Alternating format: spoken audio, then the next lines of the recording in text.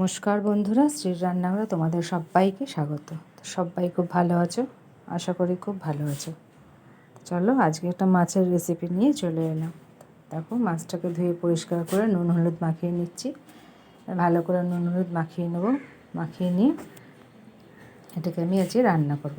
তো আজকে আমি শর্টকাট রান্নাই করব, বেশি বড় রান্না করব না। তাই এটাকে নিয়ে আজকে আমি সর্ষে পোস্ত দিয়ে জাস্ট ঝাল করব।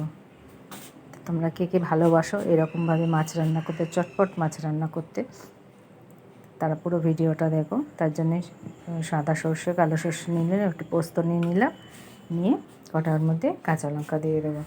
কাঁচা লঙ্কা নিয়ে এবার আমি পেস্ট করে নেবো। ওদিকে কড়াইতে দেখো তেল গরম হয়ে গেছে, ধোঁয়া উঠছে। এবার মাছগুলোকে একে একে আমি ছেড়ে দেবো। তো মাছগুলো একটু ভাজা করে নেবো, বেশি কড়া ভাজা করব না, হালকা ভাজা করব। দেখো মাছ ভাজা প্রায় হয়ে গেছে আমার। এবার মাছ ভাজাটা আমি তুলে নেব। তুলে নিয়ে ওই কড়াইতেই আমি একটা মিডিয়াম সাইজের টমেটো কেটে রেখেছিলাম, কেটে দিয়ে দিলাম। দিয়ে ভালো করে নাড়িয়ে চাড়িয়ে নেবো। আর টমেটোটা যাতে নরম হয়ে যায় তার জন্য পরিমাণ মতো তার মধ্যে নুন দিয়ে দেবো। পরিমাণ মতো নুন দিয়ে একটু ভালো করে নাড়িয়ে চাড়িয়ে নেবো। নিয়ে একটু চাপা দিয়ে দেবো। চাপা দিয়ে দিলে টমেটোটা তাড়াতাড়ি গলে যাবে। যেহেতু ঝটপট রান্নায়, দেখো ঢাকনা খুলে দেখাচ্ছি, দেখো টমেটোটা একদম প্রায় গলে গলে মতো গেছে। এবার আমি এর মধ্যে সব মেশানো গেছে। এবার আমি মশলাটা দিয়ে দেবো। দেখো জিরে গুঁড়ো, হলুদ গুঁড়ো, লঙ্কা গুঁড়ো দিয়ে মশলাটা ভালো করে মিশিয়ে নেব। টমেটোর সাথে মশলাটা ভালো করে মিশিয়ে নেব।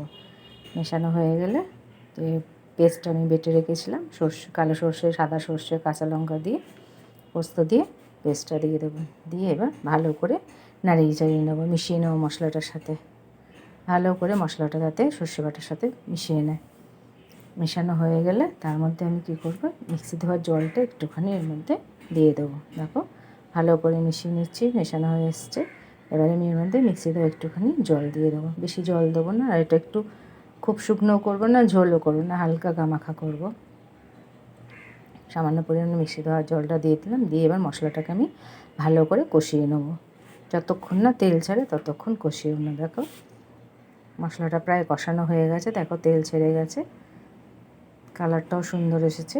এবার আমি এর মধ্যে যতটুকু সামান্য বললাম, খুব একটা ঝোল রাখবো না, একটু গ্রেভি মতো রাখবো, তাই সামান্য পরিমাণে একটু জল দিয়ে দিলাম।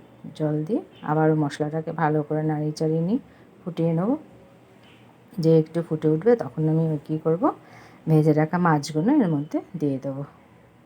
ভেজে রাখা মাছগুলো দেওয়া হয়ে গেল। এবার ভালো করে নাড়িয়ে চাড়িয়ে নেবো। তোমরা কে কোথা থেকে আমার ভিডিওগুলো দেখছো, ভালো লাগলে লাইক কমেন্ট সাবস্ক্রাইব করো। নতুন বন্ধুরা পাশে থেকো, পুরো ভিডিওটা দেখো। আর পুরনো বন্ধুরা পুরো ভিডিওটা দেখে লাইক কমেন্ট করো। তার মধ্যে তাকে একটু ধনেপাতা দিয়ে দিলাম। মাছেতে একটু ধনেপাতা দিয়ে টেস্টটা খুব সুন্দর লাগে। একটা কাঁচা লঙ্কা দিয়ে দিলাম গোটা, দিয়ে একটু একটু ভালো করে নাড়িয়ে চাড়িয়ে নিয়ে একটু চাপা দিয়ে দেবো। চাপা দিয়ে ধনেপাতার গন্ধটা যাতে মাছের মধ্যে ভালো করে থাকে ওই জন্য একটুখানি চাপা দিয়ে রাখবো। রেখে এবার আমি ঢাকনাটা খুলে তোমাদের দেখাবো। মাছটা দেখো আমার রেডি, আমি পরিবেশন করে নিয়েছি। তো তোমরা আমার ভিডিওগুলো দেখে যদি তোমাদের ভালো লাগে লাইক কমেন্ট সাবস্ক্রাইব করো বন্ধুরা, আমার চ্যানেলটির পাশে থেকো। চলো আজকের মতো টাটা।